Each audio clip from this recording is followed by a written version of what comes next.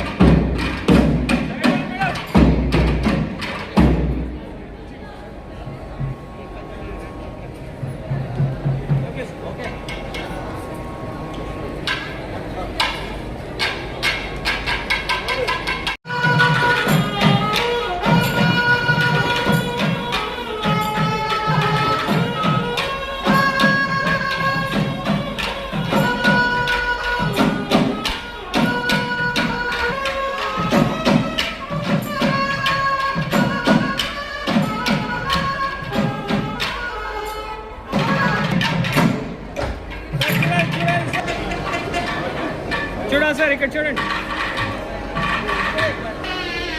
Sir, అలాగే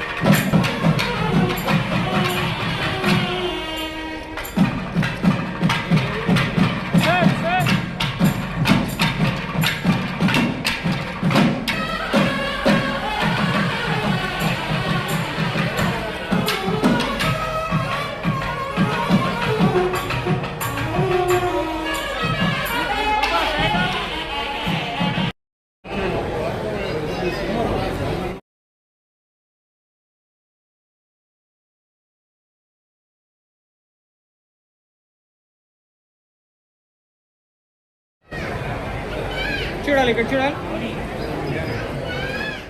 తిరుపతి జిల్లా చిట్టమూరు మండల పరిషత్ కార్యాలయం ప్రాంగణంలోని శ్రీశక్తి భవనంలో ఎంపీడీఓ ఉమామహేశ్వరరావు ఆధ్వర్యంలో ఎంపీపీ విజయలక్ష్మి అధ్యక్షతన సాధారణ సర్వసభ్య సమావేశాన్ని నిర్వహించారు. ఈ సందర్భంగా ఈ వేసవిలో తాగునీటి సమస్య తలెత్తకుండా అధికారులను ముందస్తు చర్యలు చేపట్టాలని ఎంపీపీ విజయలక్ష్మి ఆదేశించారు. ఆయా శాఖల అధికారులు వారు చేపడుతున్న అభివృద్ధి సంక్షేమ కార్యక్రమాల గురించి ఒక్కొక్కరుగా వివరించారు. రానున్న వేసవి తాపాన్ని ఎదుర్కొనేందుకు సిద్ధంగా ఉండాలని ఈ సమావేశం అజెండాగా తెలియజేశారు. ఈ కార్యక్రమంలో జెడ్పీటీసీ చిప్పల వెంకటయ్య, మండల ఉపాధ్యక్షులు బివి రమణయ్య, తహసీల్దార్ రామయ్య, వ్యవసాయ అధికారి Niranjan Kumar, APM Gunnaiah, housing AE Sudheer, అన్ని శాఖల అధికారులు, పంచాయతీ కార్యదర్శులు పాల్గొన్నారు.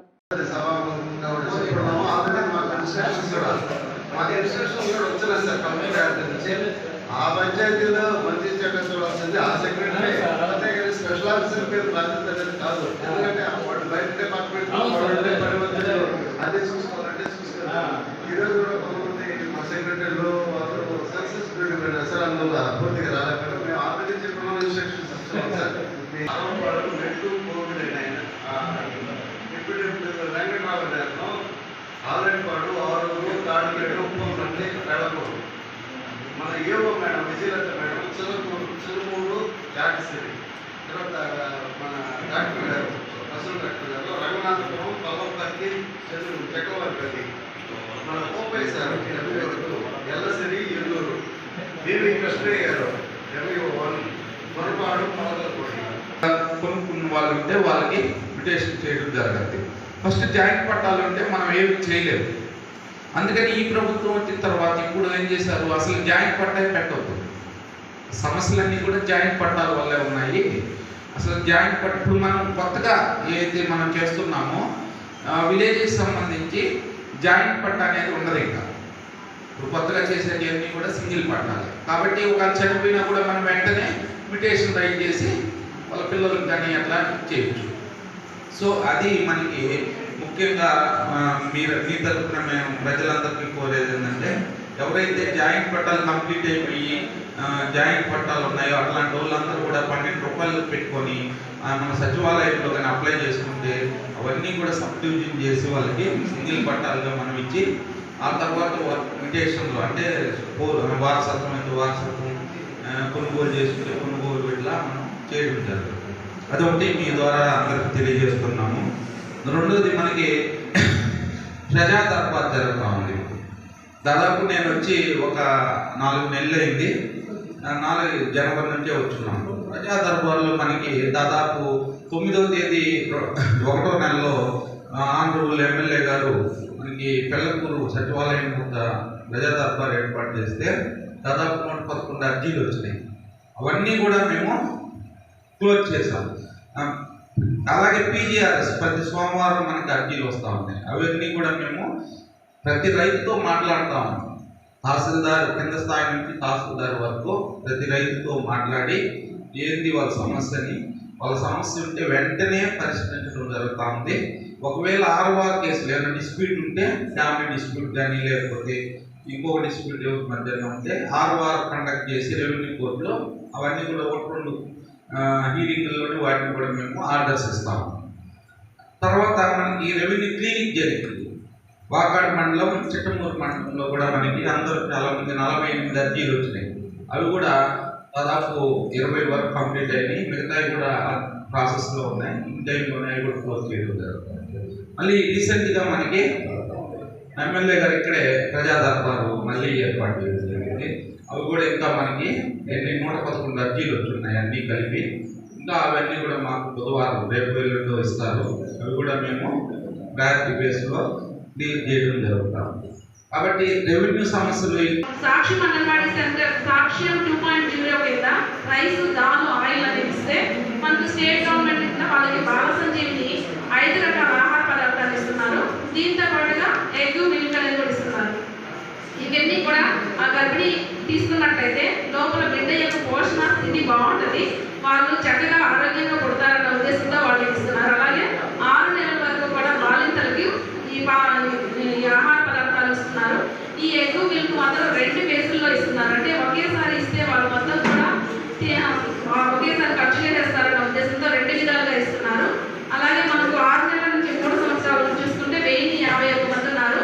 వీళ్ళకి మనకు బాలామృతం అనే ఆహార పదార్థాన్ని దీంతో పాటుగా ఎగ్ మిల్క్ కూడా 1 నెలకి కావాలని వాళ్ళు ఇస్తున్నారు.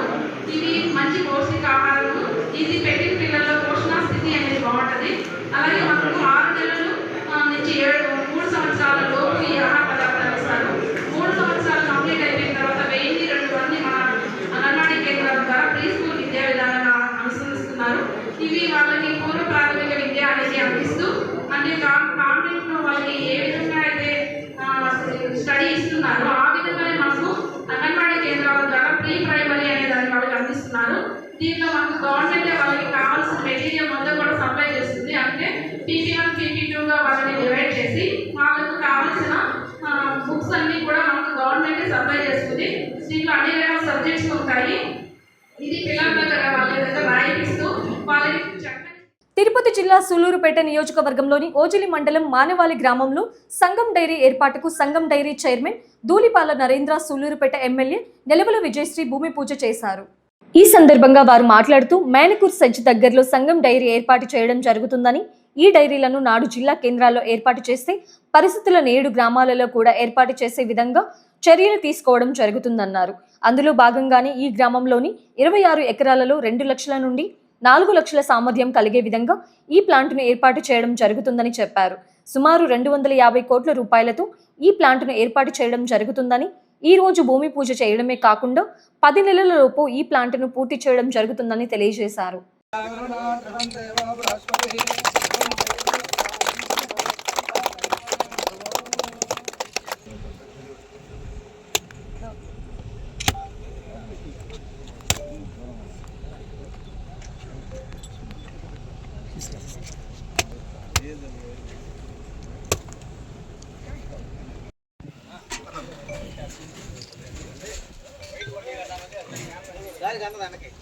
आयुष्येन्द्रिये प्रतिष्ठति सुमंगली सौभाग्यदत्ताय అన్ని చేశారు. శంకు అలా వేశారా?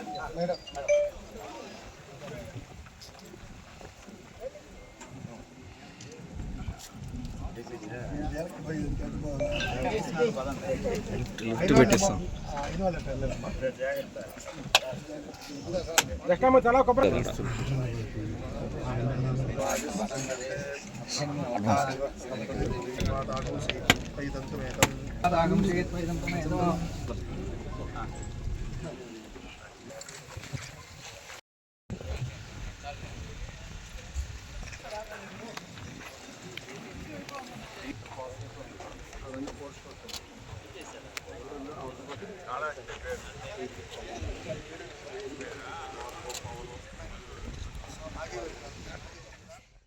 సురక్షిత ప్రయాణానికి ఆర్టీసీ ఒకటి మార్గమని APS RTC regional manager Shamim పేర్కొన్నారు. ప్రయాణికుల ఆర్టీసీని ఆదరించాలని పిలుపునిచ్చారు.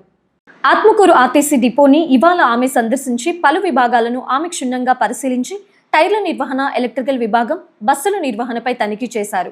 అధికారులు, సిబ్బందికి పలు సూచనలు చేశారు.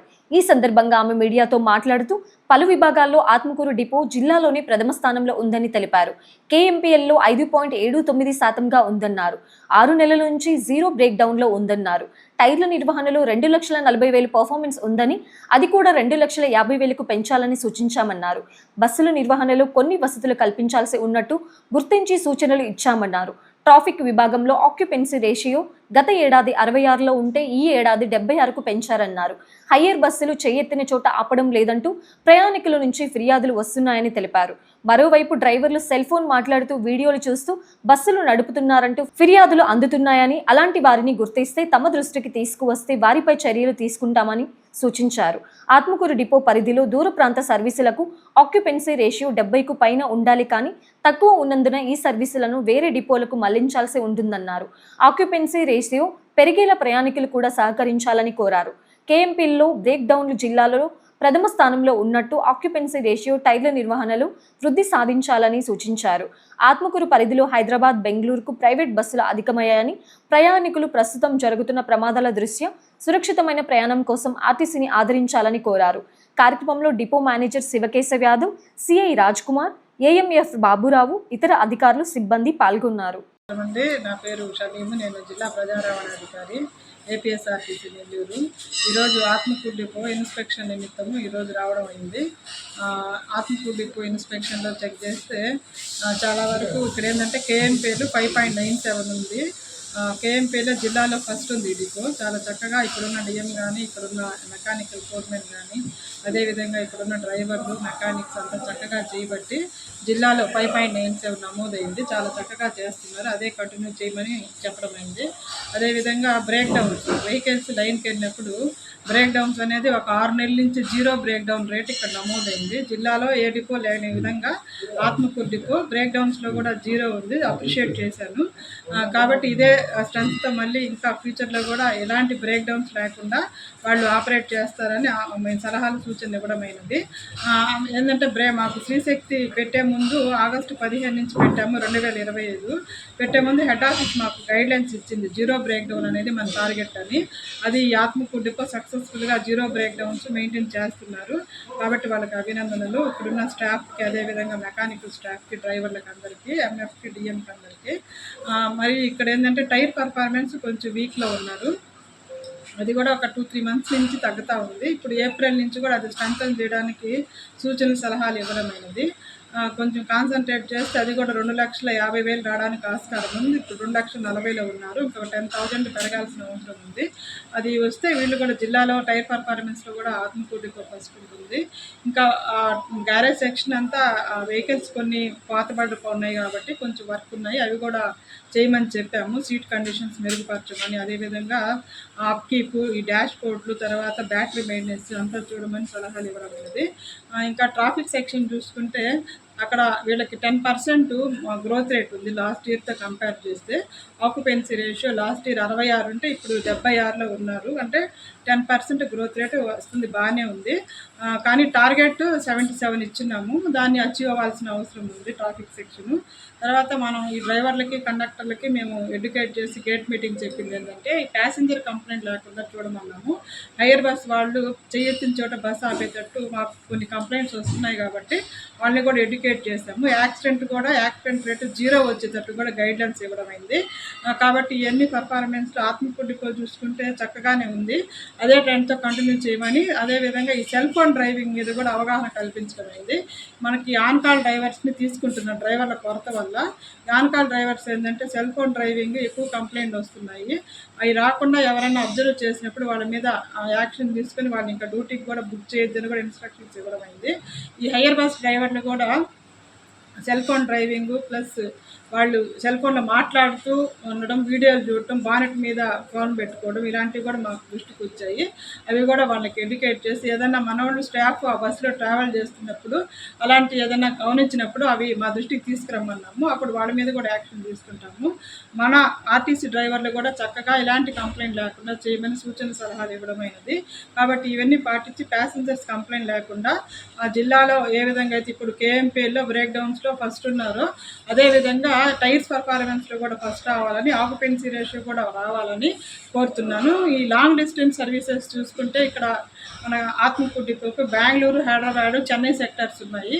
అవి ఆక్యుపెన్సీ రేషియో 70 అబవ్ ఉండాలి, బిలో 70 కింద నమోదైనాయి. అవి అట్లే కానీ కంటిన్యూ అయితే మిగతా తీసేసి వేరే డిపోలకు ఇవ్వాల్సిన పరిస్థితి ఏర్పడుతుంది. కాబట్టి అవి ఇంప్రూవ్ చేయాల్సిన అవసరం ఉంది. అది కూడా మేము ఎడ్యుకేట్ చేసాము డ్రైవర్స్ని. రోజు అక్కడ ఉన్నటువంటి సిఐ కౌన్సిలింగ్ చేస్తున్నారు, డిఎం గారు కూడా దాన్ని అబ్జర్వ్ చేస్తున్నారు. ఇంప్రూవ్మెంట్ చేస్తే సర్వీసెస్ ఆత్మకూరు డిపోలో ఉంటాయి, లేదంటే మళ్ళీ వేరే డిపోకి హెడ్ ఆఫీస్ ట్రాన్స్ఫర్ చేయాల్సి వస్తుంది. కాబట్టి ఇక్కడ ముందుగానే ప్రజలు కూడా గమనించుకొని, ఇప్పుడు ఏమైందంటే హైదరాబాద్కి ప్రైవేట్ ట్రావెల్స్, బెంగళూరుకి ప్రైవేట్ ట్రావెల్స్ పెరిగిపోయాయి. ప్రైవేట్ ట్రావెల్స్లో విపరీతంగా యాక్సిడెంట్లు జరుగుతున్నాయి. కాబట్టి ఆత్మకూరు ప్రజలు గమనించుకోవాల్సింది, ఏపీఎస్ఆర్టీసీలో మా లాంగ్ డిస్టెన్స్ సర్వీసెస్ బెంగళూరుకి, హైదరాబాద్కి, చెన్నైకి ఏమున్నాయో ఆ బస్సెస్లో ట్రావెల్ చేసి సేఫ్గా ట్రావెల్ చేసి హ్యాపీగా జర్నీ చేయాలని కోరుతున్నాము. ప్రైవేట్ ట్రావెల్స్ ట్రావెల్ చేస్తే మనం చూస్తున్నాం బస్సులు కాలిపోయి యాక్సిడెంట్లు జరగడం అనేది, అలాంటి సిచ్యువేషన్స్ జరుగుతాయి. కాబట్టి ఏపీఎస్ఆర్టీసీ సుఖవంతమైన సేఫ్గా ప్రయాణం ఇస్తుంది. కాబట్టి ఆర్టీసీలో ప్రయాణం చేయాల్సిందిగా కోరుతున్నాం. ఈ వార్తలు ఇంతటితో సమాప్తం. తిరిగి ప్రసారమయ్యే బీసీఎన్ న్యూస్లో మళ్ళీ కలుసుకుందాం. అంతవరకు సెలవు, నమస్కారం.